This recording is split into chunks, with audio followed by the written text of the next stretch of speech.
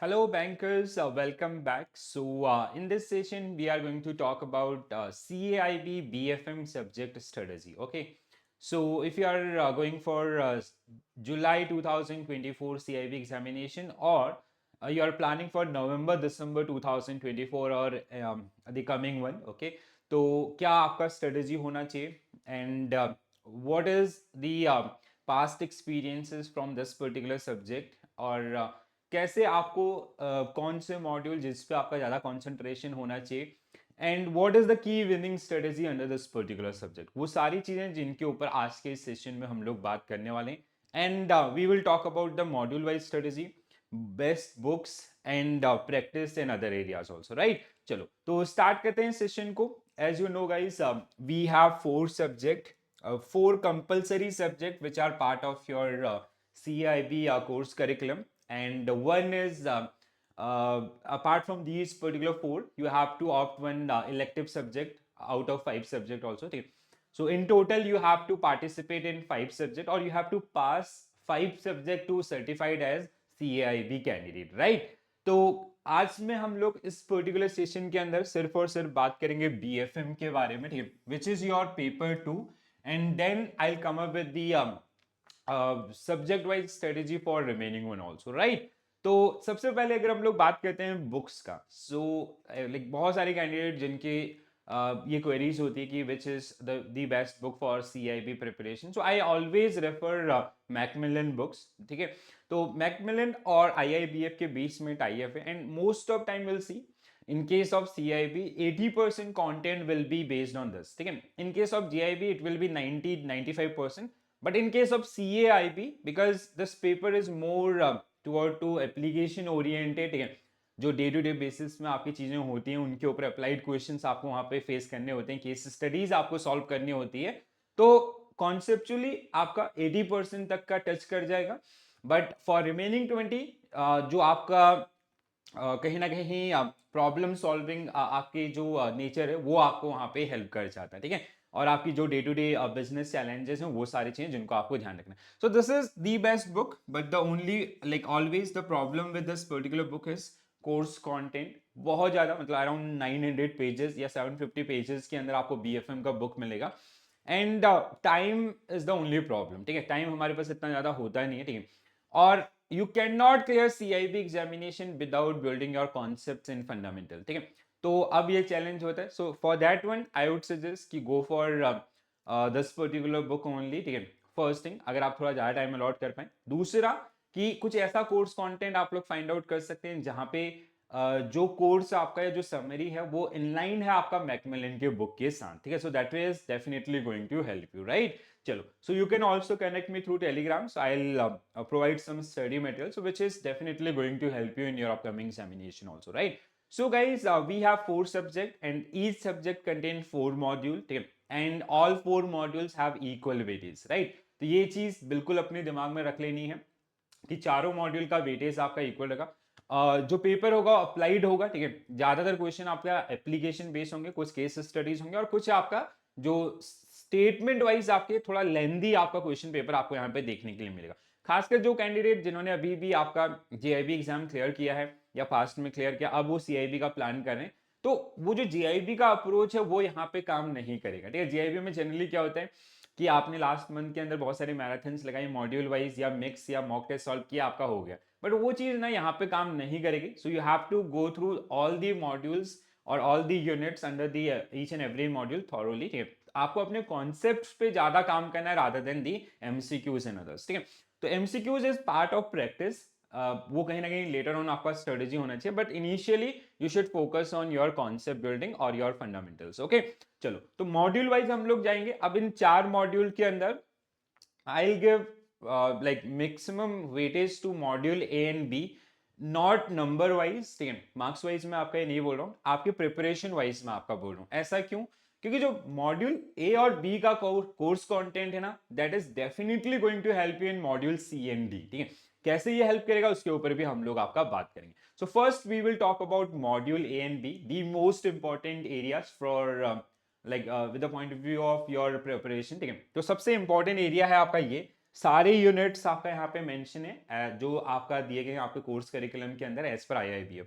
So module A which is all about international banking, ठीक है, तो इसमें आपका इंटरनेशनल बैंकिंग आपको मिलेगी जिसमें आपका एक्सचेंज रेट एंड फॉरेक्स, ठीक है, तो यहाँ पे पूरा फॉरेक्स बिजनेस आपको समझ में आएगा, जहाँ पे मोस्ट ऑफ टाइम आपका जो केस स्टडीज आपका एक क्वेश्चन डेफिनेट आपको मिलेगा, और वो जहां पे आपको इनवर्ड एंड आउटवर्ड रेमिटेंसेस के बेसिस पे you have to quote buy rate और सेल रेट, ठीक है, वो आपको यहाँ पे देखने के लिए मिलेगा फर्स्ट वन, ठीक है, जैसे अब नवंबर दिसंबर 2023 के अंदर भी था, ठीक है। दूसरा आपका LRS liberalise exchange rate management system and other remittance facilities for resident, तो ये पार्ट आपका अगेन काफी इंपॉर्टेंट हो जाता है LRS, और इसके ऊपर जो TCS कैलकुलेशन है उसको थोड़ा ध्यान रखिएगा, that is definitely going to help you in July 2024 examination, right. इसके अलावा correspondent banking and NRI banking, this will be more toward the theoretical aspect, half marks और 1 मार्क्स में आपको यहाँ पे क्वेश्चंस मिलेंगे स्टेटमेंट ओरिएंटेड, ठीक है। Documentary letter of credit, again very very important unit, ठीक है, तो यहाँ पे केस स्टडीज आपका पूछा गया था लास्ट सेशन के अंदर भी, और बहुत सारी गाइडलाइंस हैं, ठीक है, इंक्लूडिंग योर UCP 600, ठीक है, जो बहुत बार पूछा जाता है, पार्टिसिपेंट्स या अदर जो एरियाज रहेंगे यहाँ से, ठीक है। Facilities for exporter and importers, ठीक है, अगेन वेरी इंपॉर्टेंट वन, ठीक है, economy like every economy is export oriented, तो एक्सपोर्ट से रिलेटेड जो आपके गाइडलाइंस हैं या जो गवर्नमेंट स्पॉन्सर स्कीम्स हैं, या जैसे हमारे यहाँ पे एग्जिम बैंक है, एक्सपोर्ट इंपोर्ट बैंक, उसकी गाइडलाइंस है, या आपका ECGC के द्वारा जो इंश्योरेंस क्रेडिट होता है वो सब चीजें, ठीक है। External commercial borrowing ECB, again जहां पे मिनिमम एवरेज मैच्योरिटी टाइम बहुत बार आपको एग्जामिनेशन में पूछा जाता है। फॉरेन इन्वेस्टमेंट आपका FDI FIIs एंड आपका ODIs, ठीक है, ओवरसीज डोमेस्टिक इन्वेस्टमेंट आपका गाइडलाइंस, ठीक है, सेट ऑफ रूल्स है, ठीक है, कहाँ पे परमिसेबल है नॉन परमिसेबल है, ठीक है, या अगर आप बात करें मतलब अलग अलग शेड्यूल आपका सबके लिए बनाए गए, ठीक है, अप्रूवल रूट या अदर्स के लिए। Role of exim RBI exchange control like FEMA foreign exchange management act, foreign exchange dealer association of India and others. IFSC ये बहुत इंपॉर्टेंट यूनिट है, छोटा सा यूनिट है, मतलब ये इसलिए मैं इसको सबसे ज्यादा इंपॉर्टेंट बोलता हूँ, छोटा सा यूनिट है, काफी ज्यादा इमर्जिंग है, और बहुत हर साल इसके ऊपर आपको क्वेश्चन देखने के लिए मिलेंगे, ठीक है। Technology in international banking, again आपका you can expect half marks और 1 marks question based on this also, right. तो मॉड्यूल ए। मॉड्यूल बी की अगर हम लोग बात करें, रिस्क मैनेजमेंट, ठीक है, तो जैसे आपका BFM का पेपर ही पूरा रिस्क मैनेजमेंट के ऊपर है, तो this part again very very important one, ठीक है, तो जहां पे जो बेजल की गाइडलाइंस हैं, ठीक है, और गाइडलाइंस बहुत सारी हैं, ठीक है, लिक्विडिटी रिस्क के ऊपर 13 प्रिंसिपल हैं, ऑपरेशनल रिस्क के ऊपर 11 प्रिंसिपल हैं, रिपोर्टिंग रिक्वायरमेंट्स के रिगार्डिंग आपका जैसे सुपरवाइजरी रिव्यू प्रोसेस जिसमें आपका 4 प्रिंसिपल, ऐसे बहुत सारे एरियाज जो आपको देखने के लिए मिलेंगे।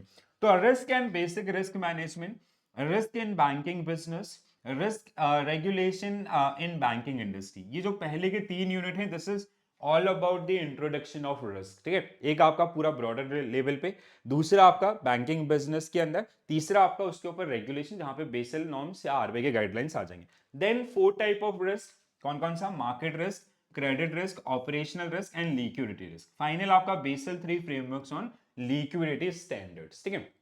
तो ये 2 मॉड्यूल जो प्रिपरेशन वाइज जहां पे आपका सबसे ज्यादा टाइम अलॉट होना चाहिए, let's say you have 10 days in your hand, तो 10 दिन में से आपका आई वुड सजेस्ट कि गो 7 डेज का अलॉटमेंट आपका यहां पे होना चाहिए, ठीक है। Remaining 3 days go for module C and D। Module C and D, अब ऐसा नहीं कि उसमें से मार्क्स आपको नहीं मिलेंगे, you will definitely get marks और you will get equal weightage, ठीक है। अगर मॉड्यूल A से आपका 22 है, यहाँ से आपका 30 है, वहां से भी आपको ऐसे ही कुछ नंबर्स देखने के लिए मिलेंगे, 23 आपका 27, इस वेटेज के साथ आपको क्वेश्चन मिलेंगे। But the good thing is कि अगर आप इसको प्रिपेयर करते हैं तो वहां पे मॉड्यूल C एंड D एक तो आपको इनका रिवीजन कराएगा, मॉड्यूल A एंड B का, और कहीं ना कहीं जो एरिया जैसे treasury management is the next one, ठीक है। मॉड्यूल C आपका क्या है, ट्रेजरी मैनेजमेंट, ठीक है, तो जिसमें आपका इंट्रोडक्शन ऑफ ट्रेजरी मैनेजमेंट, जहां पे आप इंटीग्रेटेड ट्रेजरी मैनेजमेंट के बारे में पढ़ेंगे और जिसके ऊपर बहुत सारे क्वेश्चंस पूछे जाते हैं। ट्रेजरी प्रोडक्ट आपका, तो integrated means it is an integration of money market, capital market and forex market, तो वही इसके प्रोडक्ट है, मनी मार्केट प्रोडक्ट है, फॉरेक्स है, आपका सिक्योरिटीज मार्केट है, वो सब आपको यहाँ पे मिलेंगे। इंटरनेशनल इक्विटी एंड डेट आपका FDI FIs का अगेन या ECBs का रिवीजन, ठीक है। फंडिंग एंड रेगुलेटरी एस्पेक्ट, ठीक है, जो गाइडलाइंस आपकी हैं फेमा की। Treasury risk management and derivative product, ठीक है, अगेन बहुत इंपॉर्टेंट, क्रेडिट डेरिवेटिव खासकर, treasury and asset liability management, ये अगेन अगेन एंड अगेन आपका रिस्क मैनेजमेंट में भी मिलेगा, आपका यहाँ पे भी मिलेगा कहीं तो, ठीक है। लिक्विडिटी मैनेजमेंट या एएलएम आपको इसमें देखने के लिए मिलेगा, जहां पे आपको हेल्प करेगा, ठीक है, मतलब इसके अंदर, ठीक है, इस पर्टिकुलर टॉपिक के अंदर, ठीक है। नेक्स्ट वन आपका module D balance sheet management. तो पहला आपका balance sheet asset and liabilities का जो कॉम्बिनेशन होता है बैंकिंग कंपनी के रेफरेंस में, तो जो form A proforma balance sheet and form B proforma profit and loss account as per section 29 of banking regulation act 1949, तो उसमें आपकी प्रॉपर अंडरस्टैंडिंग वो जरूरी है, ठीक है। Banking regulation and capital, capital adequacy and Basel norms, ठीक है, asset classification and provisioning, liquidity management, interest rate risk and RAROC, ठीक है। सो ये आपका एक टोटल नया आपको मिलेगा, इसका इंट्रोडक्शन आपको मॉड्यूल ए के अंदर मिलेगा आरएआरओसी का, बट यहाँ पे काफी ज्यादा डिटेल में, ठीक है। ये आपका मॉड्यूल सी में, मॉड्यूल आपका ये नया रहेगा, ठीक है, मॉड्यूल सी आपका, ठीक है। तो इस तरीके से काइंड ऑफ आपका रिविजन होता रहेगा, ठीक है। तो मार्क्स वाइज आपका every module have equal weightage, ठीक है, सारे मॉड्यूल्स में से आपको इक्वल वेटेज के क्वेश्चन देखने के लिए मिलेंगे, बट प्रिपरेशन वाइज आपका स्ट्रेटेजी थोड़ा सा अलग होना चाहिए। I hope you get this particular point, ठीक है। So I will cover with a video जहां पे we will analyse questions from November December 2023 CIB examination, BFM examination. और देखो अगर आप पेपर को एनालाइज करेंगे ना, यू विल फाइंड कि बहुत ही ब्यूटीफुली वो पेपर डिजाइन किया गया, खाली मॉड्यूल ही नहीं बल्कि हर एक यूनिट को उसमें आपका कहीं ना कहीं कवर आपका किया गया, ठीक है। ये चीज आपको वहां से एनालिसिस आपका देखने के लिए मिलेगा, राइट। तो अगेन बुक आपका दिस इज द वन, ठीक है। अगर आपको इसका कुछ समरी वर्जन मिल जाता है, so that will be very helpful, and if you can allocate more and more time, so my suggestion is कि go for this particular one also, okay. चलो, तो ये आपका BFM बैंक फाइनेंशियल मैनेजमेंट आपका, जिसके ऊपर एक छोटा सा डिस्कशन, खासकर जो भी कैंडिडेट अभी रिसेंटली आपका जाने वाले हैं या फिर जो लोग प्लान कर रहे हैं नवंबर दिसंबर या आने वाले CIB एग्जामिनेशन के लिए। BFM बेसिकली सबसे ज्यादा जो फेल रेट है ना वो इसी का होता है, इसी सब्जेक्ट का। ओनली प्रॉब्लम इज लाइक जैसे अदर्स में आपका क्या है, जैसे BRBL is all about laws, ठीक है, तो वहां पे कैंडिडेट आपका 50 तक अचीव कर लेते हैं, ठीक है। या फिर आपका ABM स्टैटिस्टिक अगर आपने थोड़ा बहुत पढ़ा है या पढ़ लिया, बाकी ये 3 मॉड्यूल आपका थियोरटिकल, ठीक है। ABFM इज लाइक जहां पे 2 मॉड्यूल आपका थियोरटिकल एस्पेक्ट एंड आपका BNC जिसमें 4 यूनिट आपके ऐसे रहेंगे जिसमें थोड़ा बहुत नंबर्स, और वो नंबर्स आपने GIB के अंदर पढ़े होते हैं, तो इसलिए वो थोड़ा सा आसान हो जाते हैं, आपके लिए इजी हो जाता है 50 मार्क्स या 50 के अराउंड प्लस आपका जाना, ठीक है। But BFM is completely new subject हर एक एस्पेक्ट में आपका, तो इसलिए थोड़ा सा आपका जो टाइम एलोकेशन है वो उसी तरीके से आपका होना चाहिए, ठीक है। So I hope you get this particular thing clearly, I hope you enjoy this session also, ठीक है। आपकी अच्छी लर्निंग्स हुई होंगी, कैसा लगा कमेंट्स के अंदर जरूर बताएं। अगर आपकी कोई क्वेरीज हैं तो क्वेरीज भी आप लिख सकते हैं।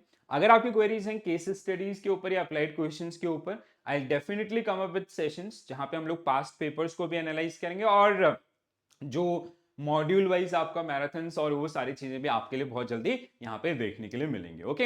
एंड अगर चैनल को सब्सक्राइब नहीं किया तो सब्सक्राइब करें और अपने साथी बैंकर्स के साथ जरूर शेयर करें, ठीक है। And press the bell icon so you'll get notification for all the CIB examination also, right? So this is it from my side, guys. Thank you for watching this session. Bye bye, take care all, have a nice day. Thank you.